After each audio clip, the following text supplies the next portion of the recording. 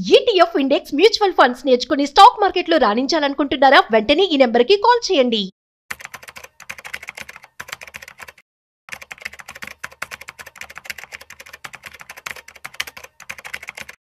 చాలా మంది mutual funds investment చేస్తూ ఉంటారు. కానీ ఇందులో రిటర్న్స్ అనేవి ఎలా వచ్చాయి, ఎట్ ది సేమ్ టైం అసలు నిజంగా నాకు ప్రాఫిట్ వచ్చిందా లేదా అని చెప్పి తెలుసుకోవడం చాలా ఇబ్బంది పడుతూ ఉంటారు. సో దీనికి సంబంధించి అసలు క్యాలిక్యులేషన్స్ అనేవి మనం ఎలా చేసుకోవాలి, అసలు ప్రాఫిట్ వస్తుందా లాస్ వస్తుందా, అసలు ఎలా మనం నేర్చుకోవాలి, ఈ విషయాలన్నీ కూడా మనం తెలుసుకోబోతున్నాం. సో వీడియోని మిస్ అవ్వకుండా ఇది వరకు చూసేయండి. సో వీటి గురించి మనతో చెప్పడానికి ఇవాళ మనతో ఉన్నారు qualified personal finance professional Rajeshwar Reddy garu. So వారి మాటల్లోనే అడిగి తెలుసుకుందాం. హాయ్, హలో, నమస్తే, వెల్కమ్ టు సుమన్ టీవీ.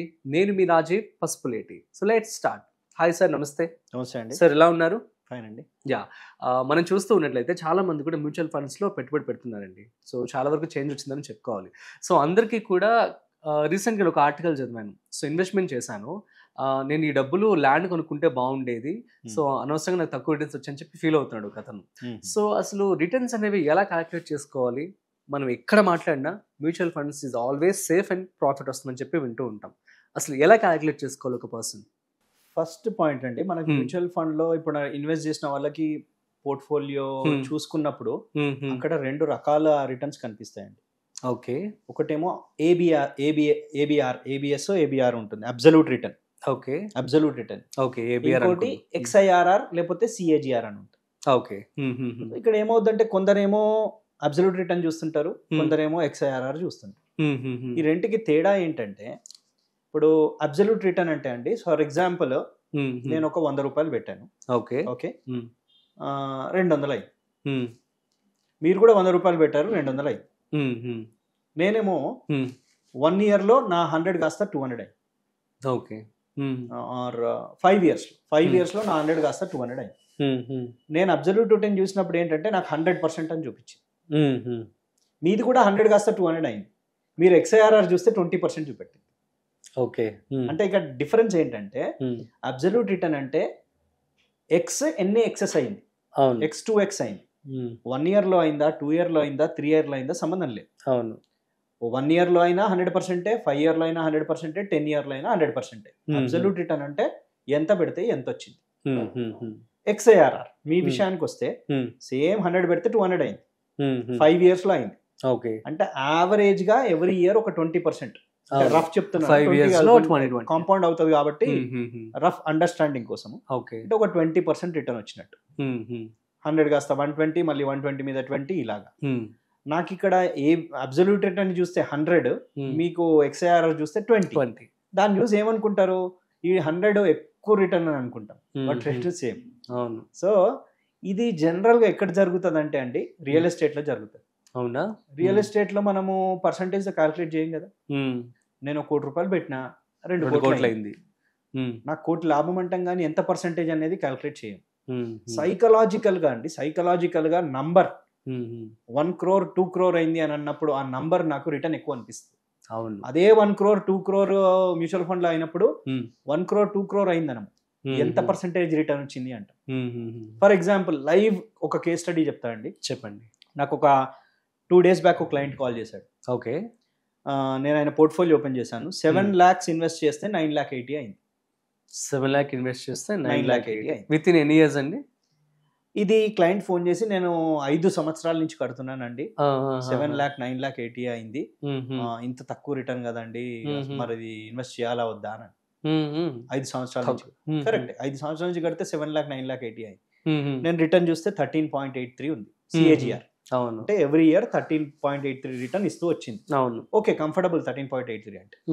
మరి ఇందులో జరిగిన మిస్టేక్స్ ఏంటో చూద్దాం. అంటే అదర్ వేరే క్లయింట్స్ కూడా దీని నుంచి సమ్ నేర్చుకోవచ్చు. ఓకే, చెప్పండి. ఫస్ట్ ఆఫ్ ఆల్ ఆయన అన్న పాయింట్, నేను 5 సంవత్సరాల నుంచి ఇన్వెస్ట్ చేస్తున్నాను అన్నప్పుడు ఈ 7 లక్షల 5 సంవత్సరాల ముందు పెట్టలేండి. ఇందులో 1,70,000 మాత్రమే 7 సంవత్సరాల కింద స్టార్ట్ అయింది. అవును. తర్వాత కొంచెం కొంచెం కొంచెం కొంచెం మేజర్ గా 2022లో స్టార్ట్ అయింది, అంటే 3 ఏళ్ల కింద. అంటే మన పర్సెప్షన్ చూడండి, యాజ్ అన్ ఇన్వెస్టర్ మనం ఎప్పుడు స్టార్ట్ చేసామో 100 రూపాయలు ఇన్వెస్ట్ చేస్తే 10 రూపాయలతో స్టార్ట్ చేసి మిగతా 90 మెల్లమెల్లగా యాడ్ చేస్తున్నాం. కానీ మన పర్సెప్షన్ ఎప్పుడు నేను 100 అప్పటి నుంచి ఇన్వెస్ట్ చేసినా అనే ఉంటది. అవును. సో నేను 5 సంవత్సరాలు చేసిన ఇంతేనా రిటర్న్ అని కూడా అనిపిస్తుంది. సో ఆ విధంగా నేను పోర్ట్ఫోలియో లోపలికి వెళ్ళినప్పుడు 170 మీద మంచి రిటర్న్ వచ్చింది, ఎందుకంటే అది 5 సంవత్సరాల నుంచి ఉంది. తర్వాత ఉన్నది 2022 3 years నుంచే ఉంది. దాని మీద ఎలాగూ మనకు కొంచెం తక్కువ ఉంటుంది. ఓవరాల్ గా చూసుకున్నా కానీ 13.83 అంటే గుడ్ రిటర్న్. అవును. సో అంటే ఈ పర్సెప్షన్, రియాలిటీ వేరు, పర్సెప్షన్ వేరండి. మనము ఒక పోర్ట్ఫోలియోని చూసుకున్నప్పుడు ఒక్కొక్కటి ఎంత టైము, దానికి ఎంత టైం ఇచ్చాము, ఎంత గ్రో అయింది, మళ్ళీ చూసేది XIRR అబ్సల్యూట్ రిటర్న్, ఈ తేడా కూడా చూసుకోవాలి ప్యూర్లీ ఇన్ టర్మ్స్. అవును. రియల్ ఎస్టేట్కి వస్తే కూడా మనం అబ్సల్యూట్ రిటర్న్లో క్యాల్కులేట్ చేయొద్దండి. కంపల్సరీగా ఎప్పుడు పెట్టినాము, నాకు ఇయర్ ఆన్ ఇయర్ అంటే XIRR లో విధంగా క్యాల్కులేట్ చేస్తే ఎంత రిటర్న్ వచ్చింది, ఓకే, ఒక అసెట్ నుంచి ఇంకో అసెట్ ఇలాగే కంపేర్ చేయాలి. ఎందుకంటే జనరల్గా FDలో పెడతాం, ఒక 6-7% వస్తుంది, మనం 6% 7% అంటాం. రియల్ ఎస్టేట్లో పెట్టినప్పుడు కూడా ఆ పర్సంటేజ్ ఎంత అనేది క్యాల్కులేట్ చేసి చూసుకోవాలి. అప్పుడే మనము ఏ అసెట్లో పెడుతున్నామో అది కరెక్ట్గా ఉందా లేదా అనేది కూడా తెలుస్తుంది. ఓకే. స్పెసిఫిక్గా మ్యూచువల్ ఫండ్లోకి వచ్చేసరికి అందరూ ఒకేసారి ఇన్వెస్ట్ చేయరు కాబట్టి టోటల్ ఒక ఎక్స్ పోర్ట్ఫోలియో ఉంటే అందులో కొంచెము 5 year బ్యాక్ ఉంటుంది, కొంచెము 4 year బ్యాక్ ఉంటుంది, కొంచెం 7 year బ్యాక్ ఉంటుంది. సో దానికి అనలైజ్ చేసుకోవడానికే ఈ పోర్ట్ఫోలియో స్టేట్మెంట్స్ అన్నీ ఉన్నాయి. ఓకే. ఓవరాల్గా కూడా చూపిస్తుంది, మనకు ఇంటర్నల్గా ఒక్కొక్క స్కీమ్ కూడా చూపిస్తుంది. వాటిని ట్రాక్ చేసుకుంటే ఫైన్ అండి. ఓకే. అంతేగాని మనము ఓవరాల్ గా రిటర్న్ తక్కువ వచ్చింది, రూపీ టర్మ్స్ లో క్యాల్కులేట్ చేసి నాకు రిటర్న్ లేదు అని అనుకోని ఇక్కడ నుంచి ఎగ్జిట్ అయితే లాస్ అయ్యేది ఎగ్జిట్ అయిన వాళ్ళు. అవును. So we need to give time. ఆ కంపౌండింగ్ ఎఫెక్ట్ అనేది డెఫినెట్లీ మ్యూచువల్ ఫండ్ ఎస్ఐపిలో కానీ ఇన్వెస్ట్మెంట్స్లో కానీ ఉంటుంది. అండ్ మనం ఇంతకు ముందు మాట్లాడుకున్నట్టు మీకు గుర్తుంటే మొదటి ₹1,00,00,000 ఒక వీడియో చేశాను. అవును. మొదటి ₹1,00,00,000 రావడం చాలా కష్టం. వచ్చిన తర్వాత వాటిని కాంపౌండ్ చేసుకోవడం చాలా ఈజీ. 2 కోట్లు ఈజీ. అదే విధంగా ప్రతి 10 లక్షలకు కూడా అదే జరుగుతుందండి.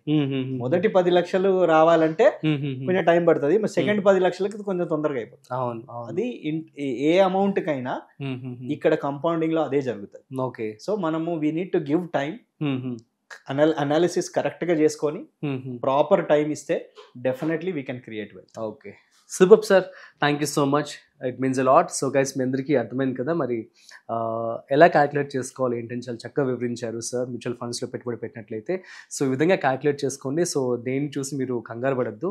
సో మీకు కనుక డౌట్స్ ఉంటే కామెంట్ చేయండి, మేము రిప్లై ఇస్తాము. సో మరొక ఇంట్రెస్టింగ్ కాంటెంట్తో మళ్ళీ కలుద్దాం. అంతవరకు చూస్తూనే ఉండండి Suman TV. This is Rajiv signing off. Video నచ్చినట్లయితే like, share and subscribe. Thanks for watching.